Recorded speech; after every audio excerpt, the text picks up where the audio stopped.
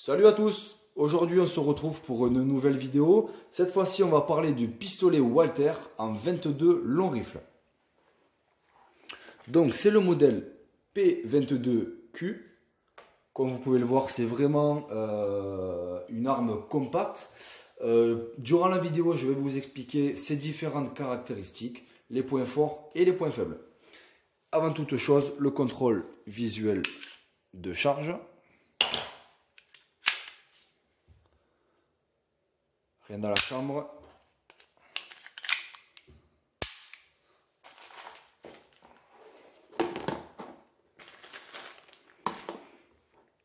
Donc voilà, on est sur ce modèle le P22Q, un modèle vraiment compact. Alors c'est une arme qui est principalement faite pour le tir récréatif, pour l'entraînement. C'est un calibre 22, donc les munitions ne coûtent pas cher. L'arme est à un prix abordable. Je n'ai plus du tout le prix en tête. Ça doit être dans les, si je ne dis pas de bêtises, dans les 300 ou 350 euros. On n'en trouve pas beaucoup sur internet, mais ça peut se trouver sur différents sites. Il faut chercher un petit peu ou tout simplement se renseigner à votre armurier, voir s'il peut acheter chez Walther. Donc les différentes caractéristiques de cette arme. Tout d'abord, on est sur un chargeur de 10 coups. Comme la plupart des chargeurs de 22 long rifle, vous avez une aide au chargement. Le canon fait seulement 8,7 cm. La longueur totale de l'arme, on est sur une longueur de 16 cm. Donc ça reste vraiment court, hein. Ça tient quasiment dans une main. On est sur un poids de 480 grammes. Donc c'est vraiment une arme compacte qui est faite aussi bien pour les hommes que pour les femmes.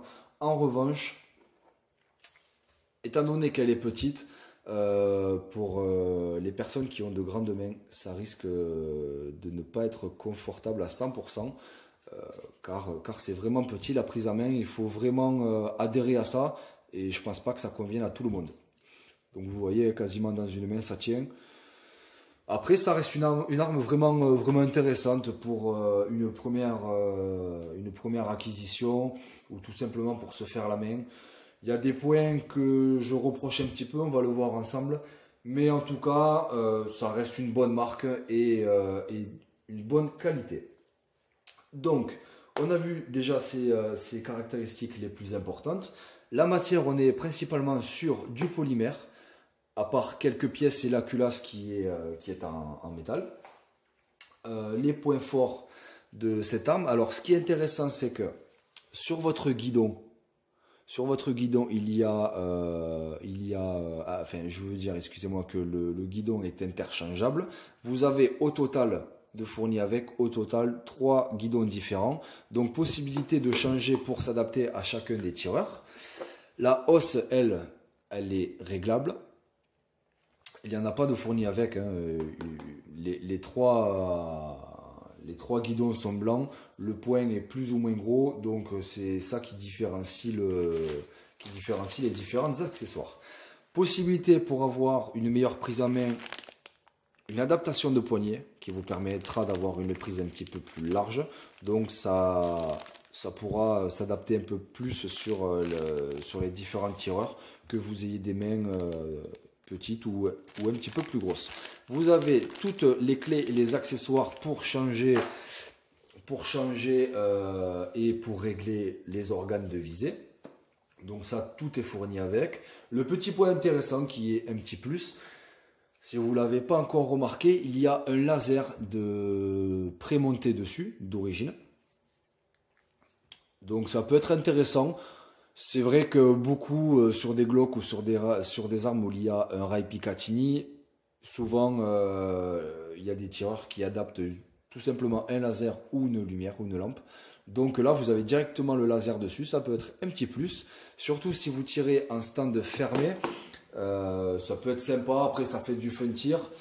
Moi j'ai pris, alors je n'ai jamais essayé encore le laser en stand, mais j'ai pris une visée neutre.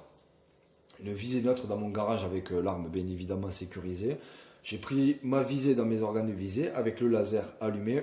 Le laser est un tout petit centimètre en dessous, ce qui est logique. Mais une fois au stand, j'ai hâte de voir ce que ça peut donner une fois sur cible. Est-ce qu'il faut corriger le tir, viser plus haut, plus bas? À voir. Voir. Est-ce que c'est vraiment précis sur la cible? Est-ce que ça ne va pas trop sur la gauche ou trop sur la droite?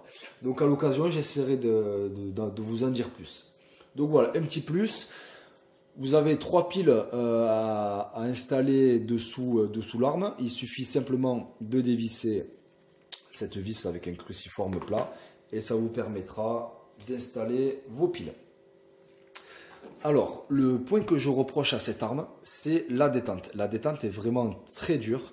Il y a un chien dessus, donc ça vous permettra de gérer votre détente un petit peu mieux. Avant de vous en dire plus là-dessus, s'il n'y a pas de chargeur dans l'arme, la détente reste neutre. S'il n'y a pas de chargeur, etc., l'arme reste neutre. Aucune action sur la détente vous fera partir le coup. En revanche, il faut toujours considérer une arme comme chargée. Donc, toujours faire attention. Une fois que j'ai installé mon chargeur, même si c'est un chargeur vide, la détente avec le chien en position neutre, le premier coup est vraiment très dur et très long. Donc, c'est vraiment très désagréable.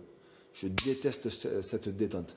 Donc, une fois que vous avez rempli votre chargeur, si vous voulez avoir une première balle correcte en cible, vous pouvez actionner votre chien. Vous allez voir que la détente a reculé et ça vous permettra d'avoir un coup plus précis et une détente plus franche. Donc ça peut être intéressant, mais c'est vrai que cette détente neutre, c'est horrible. Le coup de doigt est quasiment assuré. Mais bon, voilà, c'est pas vraiment un défaut, faut juste s'y habituer. Après, ça n'empêche pas de sa fiabilité et de sa précision une fois à cible, puisque ça reste une arme vraiment précise, d'où par son calibre, malgré que l'arme soit compacte. Donc voilà, je vous ai tout dit. Là, il y a toutes les pièces pour le monter. Alors, cette petite tige que vous voyez ici, je ne vais pas vous le montrer, mais pour démonter la culasse, pour un nettoyage, par exemple, vous avez de chaque côté des boutons poussoirs qu'il faut descendre. Vous allez reculer votre culasse, la lever et la réavancer pour la démonter. Pour la remonter, ce sera exactement le même principe. En revanche, dans le ressort, il faudra installer cette tige.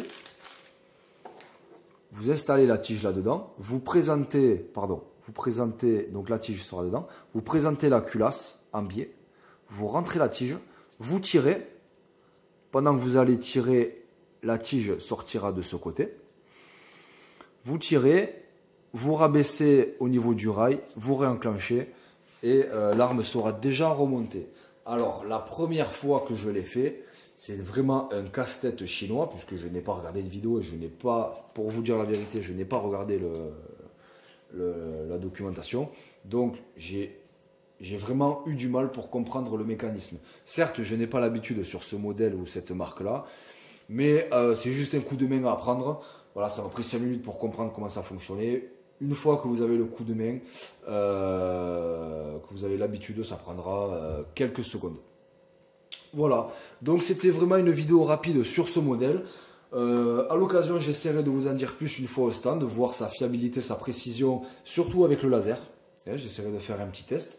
En revanche, on se retrouve bientôt pour un autre modèle Walther. Cette fois-ci, ce sera en 9 mm. Donc voilà, ça permet d'avoir des modèles différents, d'en connaître un petit peu plus. Et surtout de mieux connaître tous les calibres, les différentes armes. J'essaye de faire au mieux pour vous apporter toutes mes connaissances sur ces armes. On se retrouve bientôt et en attendant, bon tir!